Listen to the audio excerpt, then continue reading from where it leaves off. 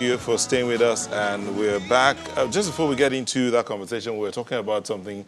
You were going to read out a tweet. Yes, there is this particular chloroquine. It's called elanquine, and it's in almost every pharmaceutical or chemist store, and everyone is buying it.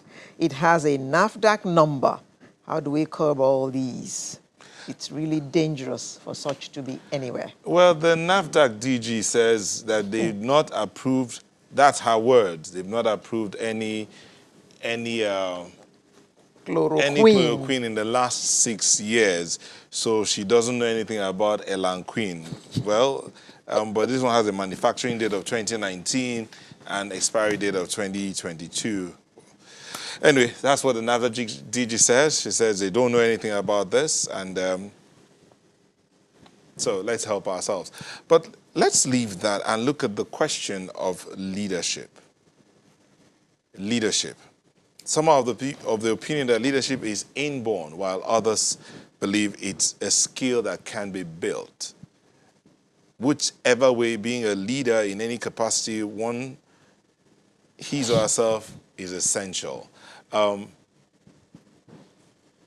Leadership, is it the same thing as occupying a position? Is leadership the same thing as occupying a position? No. No. Okay, well, to help us answer this question and many others, there are all kinds of leaders out there, leadership styles out there. But to help us answer all of this, we have joining us from our Abuja studio, Professor Vincent Anigbog, who is the Director General of the Institute for National Transformation. Thank you for joining us, sir. Thank you, Nieto and Alero. Okay, Prof, what is leadership? Is it position? Actually, let me start with my definition of leadership. Leadership is the characteristics of a person that enables him or her to achieve vision within a defined time frame and within a defined environment, using knowledge and the scale of influence. So when you look at it, leadership actually has very carefully defined components. Number one, there are a set of characteristics, attributes a person must have that helps them to meet objectives and the goals that achieve vision within the set time frame, within a carefully defined environment, and they have to do it having knowledge and also knowing how to influence people because they are not working alone. Therefore, leadership is more of attributes and skills a person has than the position a person occupies. Of course, you can't express those skills if you don't have a position of influence. But it's possible to have a position of influence and not have the skills to execute the requirements of that position.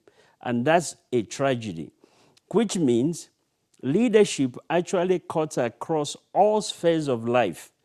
It begins with personal leadership. You have to have the character, you have to have the vision, you have to have the knowledge and how to influence others before you can even achieve your own personal vision. And when you do that effectively, you now are qualified to lead others, like your family, extended family, communities, regions, even the nation and international organizations. So leadership is more of skills than position, but you need the position to execute those skills. All right, Prof, we'll take a moment and we'll come back to continue this conversation on leadership. Just stay with us. Thank you for staying with us. We're discussing, we're in class right now, social studies, and aptly we have a professor in the house, Professor Vincent Anigbog, who is a DG of the Institute for National Transformation. Prof, you were talking about what leadership is not. You actually said leadership is both its skills, but you need position to execute those skills. but you first of all need to get the skills before the position will come to you. Now, we're trying to digest that, Alera, and you know we're your students here. I don't know about the rest of the world, but they're also your students, Prof. But when we say let's break it down, before we go out to looking at how to develop those skills, let's ask the question, how many types of, how many leadership styles are there, and which one's the best to use? Well, first of all, we all have different personalities. For example, some people are very bold, others are not as bold. And I have found that in life that you have to suit leadership that suits the environment and the circumstances. For example, a good leader in times of war will not necessarily be a good leader in times of peace, because in addition to the leadership skills required, there's also a personality factor, the boldness, the courage to lead during times of challenges. So, but there are fundamental skills that they must all have. Number one, they must have an understanding of vision. When you're given a leadership assignment, there is a vision you're supposed to accomplish, and there's a time frame to achieve that vision.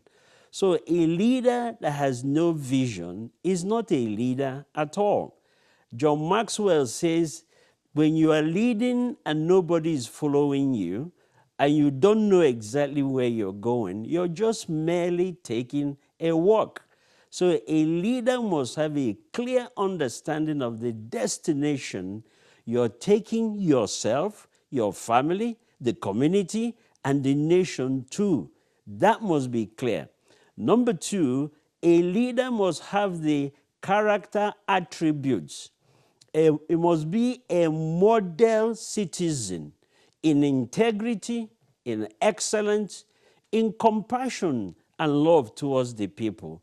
Actually, when we use the words honorable, distinguished gentlemen, we are actually calling them model citizens, people worthy of emulation. Unfortunately, many of our leaders don't reflect that, and I don't blame them. I blame the process that selected them. When people don't know the characteristics that are required for good leadership. So leadership is, as I said, more than just occupying a position. It is subjecting yourself to training that prepares you to be a model citizen in leading, in vision, in character, in knowledge, and also the ability to influence people so that they will willingly follow you. That's leadership. Okay, Prof, I'll let before you come Yeah. in. Prof, let me bring this out to you. There is several leadership styles rather. There is the autocratic leadership style, which is said to be a one-dimensional leadership style. There is a strategic leadership style, which is said to be to influence others to make decisions that enhance the prospects of an organization's long-term success. But there is the coaching leadership style, which involves the leader being in the midst of the people, leading from the front, and yet allowing the people to express themselves. Of these three leadership styles, and I know in some quarters they have multiple other leadership styles, which one would you say is the best and needed for nation building? Actually, you need them all.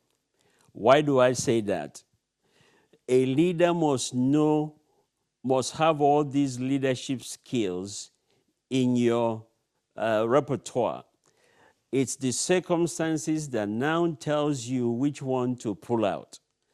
It's the situation that tells you which style will be effective for addressing that specific issue. So we actually need all of it. There are circumstances where you need to plant your feet on the ground and say, this is the way to go.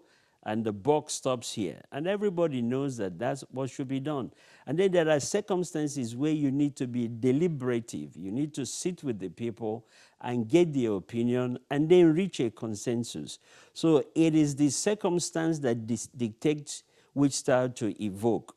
It's not one size fits it all.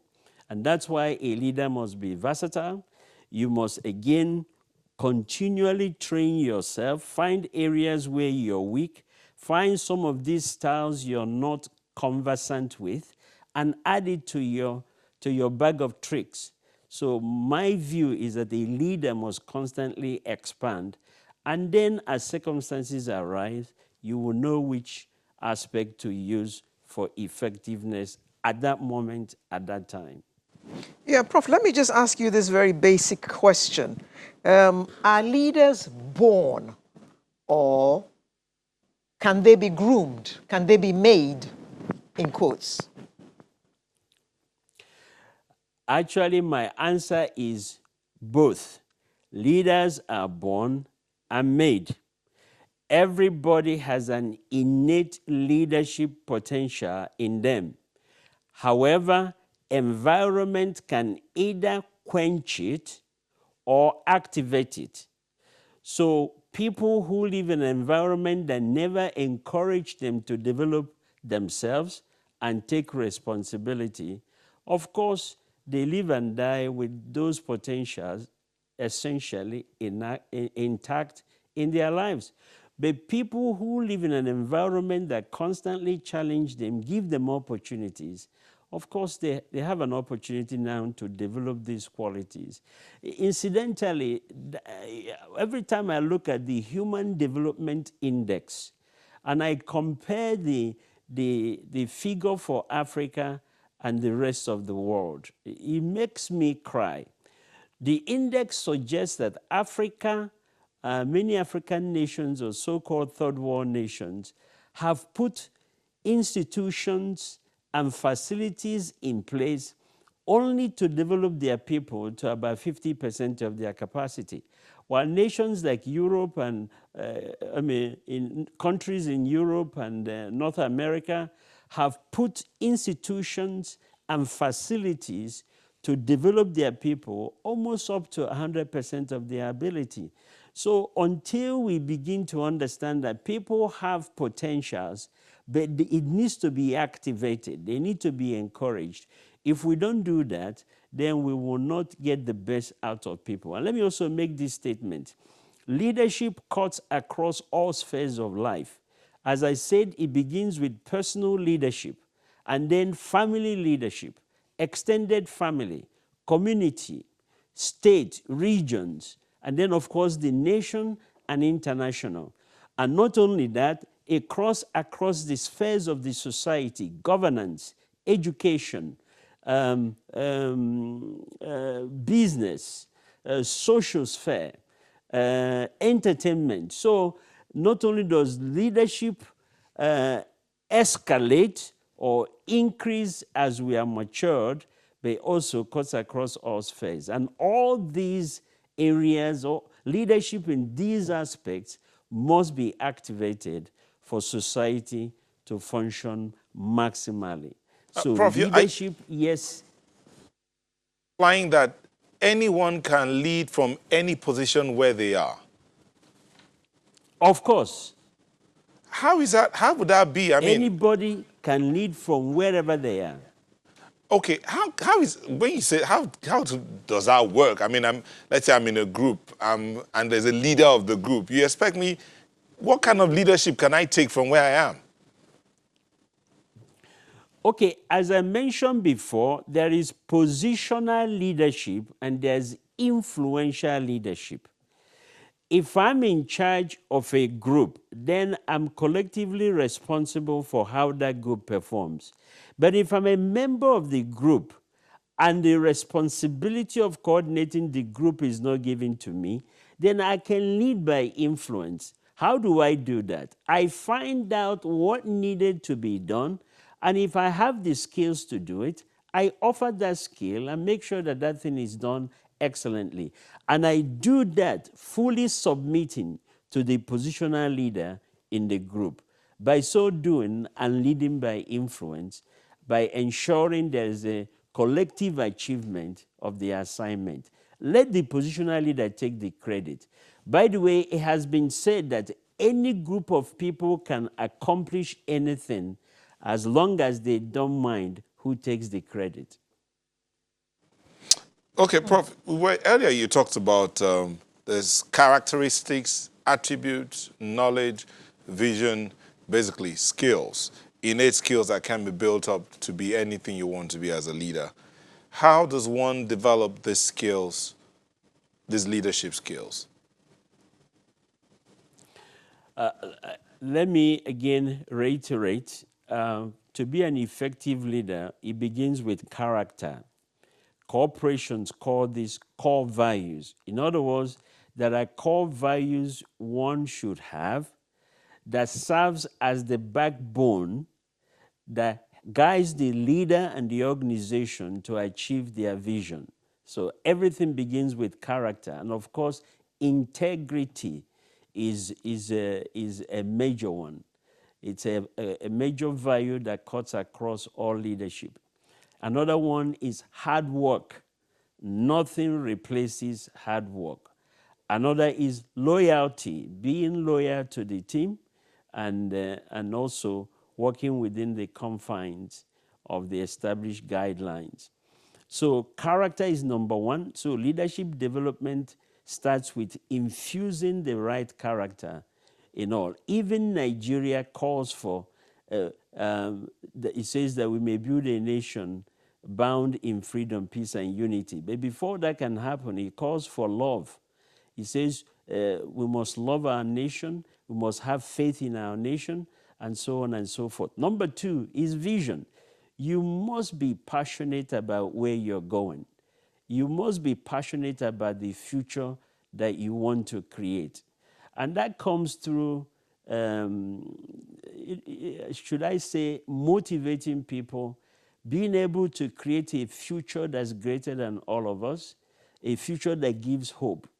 And number three, we must develop skills of leadership, strategic planning, execution of that plan, monitoring of that plan, reviewing that plan to make sure we are heading in the right direction. Those are skills that one must acquire. And finally, because you're working with people, and anyway there are two or three persons, they are bound to be conflict, if you will, politics. So you have to have the skills of working with people, their personalities, their different opinions, and helping them to work together. That skill, this is called emotional intelligence. One must deliberately develop that. And let me say this, there are three institutions that are actually saddled with the responsibility of raising competent people. Number one is the family.